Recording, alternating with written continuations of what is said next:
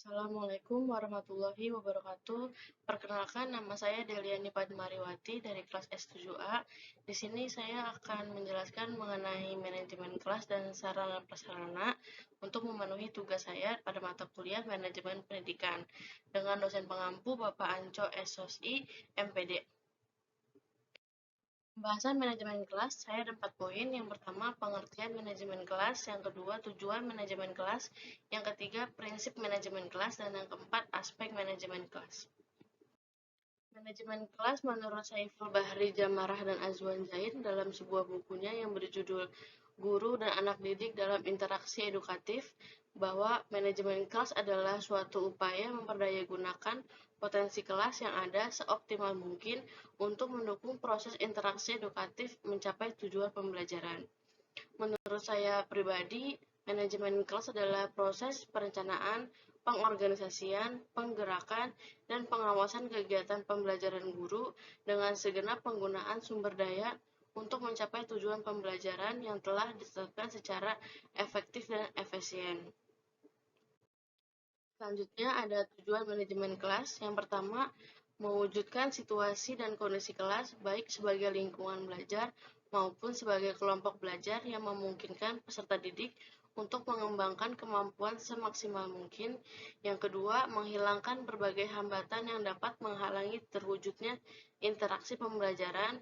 Yang ketiga, menyediakan dan mengatur fasilitas serta media belajar yang mendukung dan memungkinkan siswa belajar sesuai dengan lingkungan sosial, emosional, dan intelektual siswa dalam kelas. Selanjutnya ada prinsip-prinsip manajemen kelas. Ada 6. Yang pertama, prinsip kesiapan.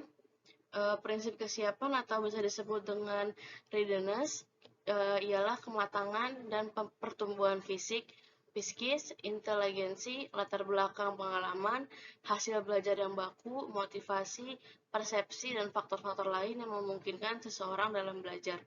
Yang kedua, prinsip motivasi. Motivasi adalah tenaga pendorong atau penarik yang menyebabkan adanya tingkah laku ke arah suatu tujuan yang tertentu. Yang ketiga ada prinsip perhatian. Prinsip perhatian merupakan suatu strategi kognitif yang mencakup 4 keterampilan, yaitu berorientasi pada suatu masalah, meninjau sepintas isi masalah, memutuskan diri pada aspek-aspek yang relevan, dan mengabaikan simulasi yang tidak relevan.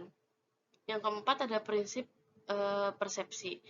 Prinsip persepsi pada umumnya yang perlu diperhatikan dalam menggunakan persepsi yaitu makin baik persepsi mengenai sesuatu, makin mudah peserta didik belajar mengingat sesuatu tertentu. Yang kelima ada prinsip retensi. Prinsip retensi adalah apa yang tertinggal dan dapat diingat kembali setelah seseorang mempelajari sesuatu. Yang keenam ada prinsip transfer. Transfer merupakan suatu proses di mana sesuatu yang pernah dipelajari dapat mempengaruhi proses dalam mempelajari sesuatu yang baru. Selanjutnya ada aspek manajemen kelas. Adapun aspek-aspek yang perlu diperhatikan dalam manajemen kelas adalah sifat kelas, pendorong, kekuatan kelas, situasi kelas, tindakan selektif dan kreatif, kegiatan-kegiatan yang perlu dilaksanakan dalam manajemen kelas sebagai aspek-aspek manajemen kelas seperti tertuang dalam Dirjen Dikdasmen tahun 2000, yaitu pertama mengecek kehadiran siswa, yang kedua mengumpulkan hasil pekerjaan siswa, memeriksa dan menilai hasil pekerjaan tersebut. Yang ketiga ada pendistribusian bahan dan alat. Yang keempat mengumpulkan informasi siswa, mencatat data pemeliharaan arsip. Yang kelima menyampaikan materi tugas dan yang keenam memberikan tugas. Selanjutnya ada manajemen sarana dan prasarana. Ada 4 poin juga. Yang pertama pengertian manajemen sarpras, yang kedua tujuan manajemen sarpras, yang ketiga ada fungsi manajemen sarpras, dan yang keempat proses manajemen sarpras itu sendiri. Pertama pengertian manajemen sarana dan prasarana. Secara umum manajemen sarana dan prasarana merupakan sebuah proses manajemen terpadu yang mempertimbangkan orang, proses, dan tempat dalam konteks organisasi. Dan dapat saya simpulkan, manajemen sarpras merupakan suatu kegiatan untuk mengatur dan mengelola sarpras itu sendiri dalam bidang pendidikan secara efektif dan efisien dalam rangka mencapai tujuan yang telah ditetapkan. Selanjutnya ada tujuan manajemen SAPRAS. Yang pertama, untuk mengupayakan pengadaan sarana dan prasarana pendidikan melalui sistem perencanaan dan pengadaan yang hati-hati dan seksama. Yang kedua, untuk mengupayakan pemakaian sarana dan prasarana secara tepat dan efisien pada lembaga pendidikan. Yang ketiga, untuk mengupayakan pemeliharaan sarana dan prasarana sekolah sehingga keberadaannya selalu dalam kondisi siap pakai pada saat diperlukan oleh semua personil sekolah. Selanjutnya ada fungsi manajemen sarana dan prasarana. Yang pertama ada perencanaan kebutuhan barang, kedua penganggaran, yang ketiga ada pengadaan, yang keempat ada penyimpanan dan penyaluran, yang kelima pemeliharaan, yang keenam ada penghapusan, dan yang terakhir ada pengendalian.